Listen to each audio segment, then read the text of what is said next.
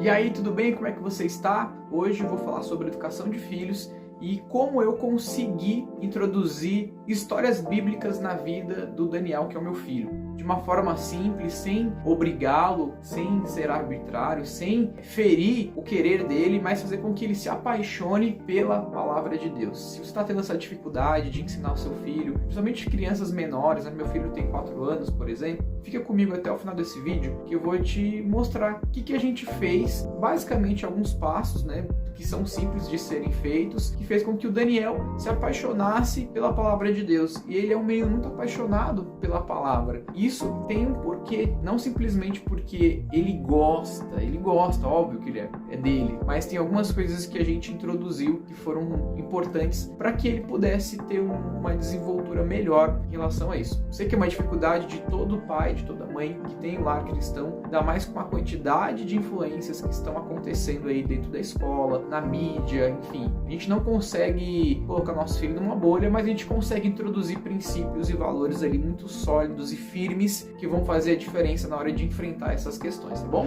Eu sou o Álvaro e eu quero hoje falar sobre criação de filhos com a história do meu filho. Bom, quero contar aqui a história do Daniel, muito importante para você dizer o seguinte, que cada filho é de um jeito. Não adianta você falar, mas você faz isso, vai dar certo com o meu filho? Talvez sim, talvez não, porque as crianças são individuais, a gente precisa respeitá-las e saber como é que os nossos filhos aprendem ou assimilam as coisas que nós queremos passar. Porque muitas crianças elas são mais visuais, ou são mais auditivas, ou elas são mais sinestésicas, que são aquelas crianças que ficam pulando para lá e para cá, que querem fazer as coisas, são um pouquinho mais atiradas. Então, para cada criança, tem uma maneira certa de você comunicar e de você deixar claro que Jesus é importante para a vida delas, que a Bíblia é importante, que os valores cristãos são importantes. E é isso que eu vou falar nesse vídeo. 3 passos que nós, como pais aqui, aplicamos na vida do Daniel para que ele se interesse por histórias bíblicas e por princípios bíblicos. Então eu vou falar o primeiro passo, que é a comunicação. A gente tem uma comunicação com o nosso filho, com o Daniel, eu e minha esposa, muito reta, muito direta. A gente nunca negligenciou a parte de correção e também de amor e carinho. A gente sempre comunica amor, carinho e correção. Amor, carinho e correção. São coisas que estão dentro do nosso lar. Quando precisa ser amável, quando você precisa ter carinho, chegar perto, a gente abraça. A gente tem essa cultura assim de beijar, de abraçar, de falar que ama. E desde bebezinho a gente sempre fez isso. E conforme ele foi crescendo, a gente também continuou fazendo, beijando, abraçando. Mas ao passo que também quando ele errava ou precisava ser corrigido, nós também éramos firmes. E aí a correção é algo onde muita gente erra, porque é ali que você precisa colocar o teu filho no prumo, porque ele ainda é uma criança, ele não consegue decidir por si mesmo. Então, muito pai, muita mãe cristã aí não consegue colocar os limites nos filhos e acham que dando as coisas, dando carinho, dando amor são suficientes no sentido de afago, afeto. Não é, tá bom? Toda criança precisa ser corrigida. Aliás, a Bíblia afirma que a gente tem que disciplinar os nossos filhos. Então, sempre teve essa comunicação, amor, carinho, afeto, mas também sempre houve correção desde pequeno. Sempre vai acontecer uma divergência entre você e sua esposa, provavelmente, entre como cuidar do filho, como vai acontecer, normal, tá? Isso se resolve com muita conversa, com muita observação. Isso é um ponto que você precisa observar. Como é que você está comunicando com o teu filho? O que você está dizendo para ele? Quais são as palavras que você diz para ele? Se você diz palavras de encorajamento ou se você diz palavras que vão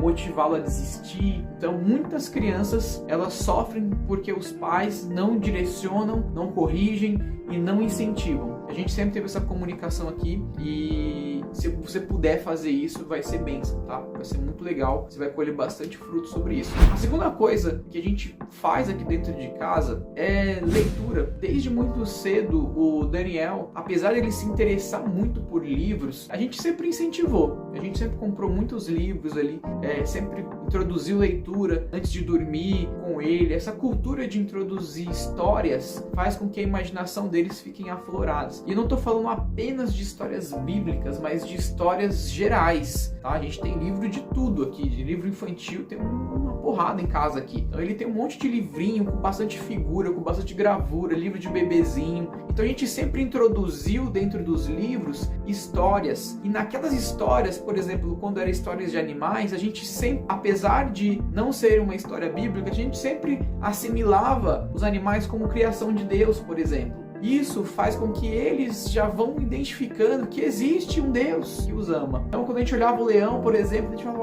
olha que leão, como é que ele faz? Ele é o rugido, como é que ele... Esse leão que é o rugido, ele também é o rugido para proteção, como Deus quer te proteger. Então, a gente sempre usava as histórias dos animais para ensinar algo sobre Deus, não necessariamente falando sobre a Bíblia, mas sobre características de Deus, características de homens e mulheres de Deus. A gente sempre assimilava isso aos animais ou qualquer coisa lúdica ali dentro das histórias, contando a história e mostrando para ele. Então, um erro também é que os pais às vezes só querem comprar livros que contam histórias de Bíblia. Não, eles precisam de livros de histórias diferentes e variadas para assimilar a criatividade, e você tem que ter criatividade para contar as histórias de uma forma que eles entendam e possam absorver os princípios. E desde cedo, sempre a gente incentivou ele na leitura. E o terceiro ponto, na minha opinião, tá? Minha opinião, acho que é o mais importante de todos, a conduta dentro de casa. Se você não tem uma conduta junto com seu esposo e com a sua esposa de respeito, de carinho, de dedicação, de parceria, aquela visão do evangelho que você está ensinando, ou da Bíblia, ou do princípio que você está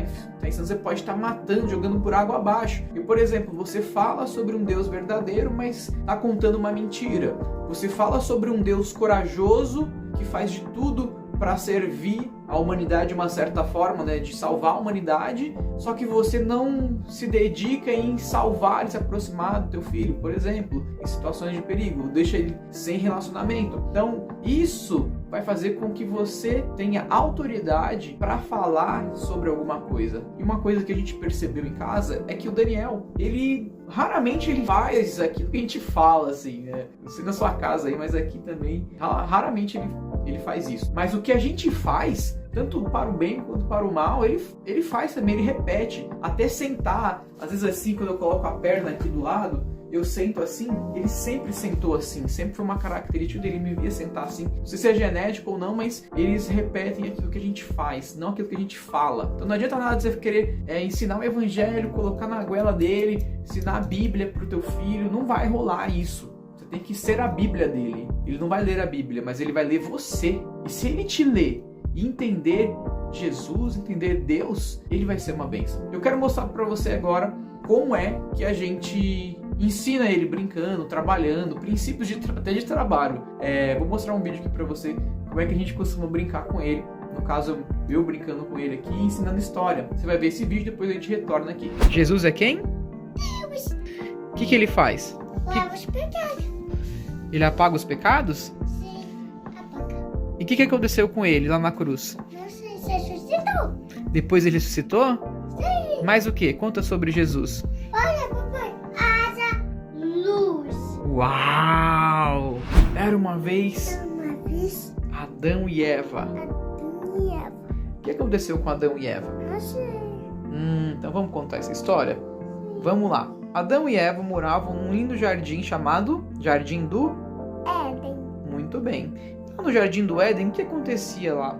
Tinha muitas plantas, muitos animais, e eles trabalhavam naquele jardim, e Deus falou para Adão: Adão, você pode comer de todas as frutas que estão aqui no jardim, só que apenas uma você não pode comer. Apenas uma árvore. Qual que era essa árvore? Do Conhecimento do bem e do mal. Muito bem, Daniel. E depois que essa árvore, se você comer, o que acontecia com Adão e com a Eva se eles comessem? Morrer lá. Morreriam. Tá bom. Morreriam. Então Adão e Eva sabiam que eles não poderiam comer daquela fruta. E a serpente chegou e falou para Eva: Eva, por que você não pode comer da árvore do conhecimento do bem e do mal? E a Eva falou: não, eu não posso comer porque Deus falou. Se a gente comer, a gente vai morrer. E a serpente falou o quê? Não, certamente se você comer, você vai ficar igualzinho a Deus. Então você vai ter a mesma capacidade que Deus tem. E isso saltou nos olhos da Eva e ela ficou ali cobiçando essa capacidade de Deus, né?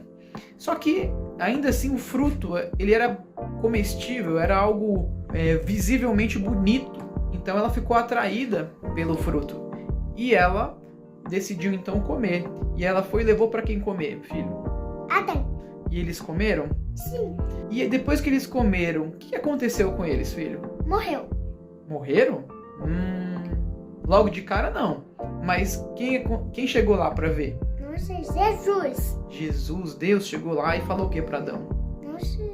Por que vocês comeram do fruto do conhecimento do bem e do mal? E aí o Adão respondeu: foi a mulher que você me deu. Já colocou a culpa em Deus. Olha só como a gente tem problemas, né? E aí o Adão falou isso e a Eva falou assim: não, foi a serpente. A Eva colocou a culpa na serpente. Deus ficou irritado ali e falou para Eva que ela teria dores de parto, que o Adão iria comer do suor da terra e trabalhar muito, e falou que a serpente iria comer o pó da terra.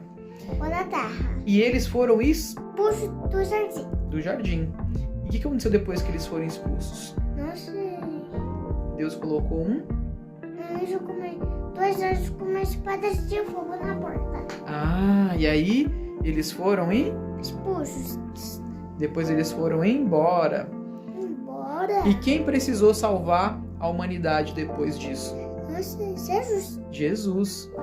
O Adão entrou, o pecado entrou, e depois Jesus entrou para o pecado sair. Por isso que Jesus morreu na cruz, né, filho? Para perdoar os nossos pecados que nós herdamos desde o Adão, que pecou pela primeira vez junto com a Eva. Tá bom? Dá tchau aí. Tchau. E aí, tudo bem? Bom, viu como é que a gente lida com o Daniel aqui? Sempre abraçando, sempre abraço ele. Quando eu estou utilizando o celular aqui, eu começo a contar a história do Adão, que Deus criou e tal. E eu começo a falar com ele e eu peço para ele repetir. E ele já sabe aquela história, então ele começa a repetir. Ele gosta de contar a história junto. Então estar junto é próximo, estar num ambiente de carinho, de conforto. Ele estava no meu colo, ele estava confortável. Enfim, ele não fica muito bem com a câmera. Mas ele é alguém que gosta de carinho, gosta de afago. Ele tem essa necessidade de sentir aqui acolhido, mas também é um menino muito perspicaz, tá? Ele gosta muito de aprender, é uma característica dele. Então a gente conta a história, ensina ele, vai contando, vai imaginando com ele, ele vai entrando dentro da história. Eu acho que isso que a gente precisa ter um pouquinho mais de atenção com os nossos filhos na hora de contar a história, na hora de exercer essa coisa tão bonita e tão bela que é a paternidade e maternidade, que é uma bênção de Deus para nós. E é por isso que eu senti necessidade de fazer este vídeo aqui. É um problema dos lares, né? É um problema que muita gente sofre, não sabe como alcançar os seus filhos. Então, se isso te edificou, se esse testemunho edificou a tua fé, edificou a tua casa, você vai começar a fazer essas coisas que eu faço em casa. Então, eu peço que você compartilhe esse vídeo com o maior número de pessoas. Essa é a ideia, para que essa mensagem chegue aos lares e as pessoas sejam abençoadas. Em nome de Jesus. Forte abraço, até a próxima.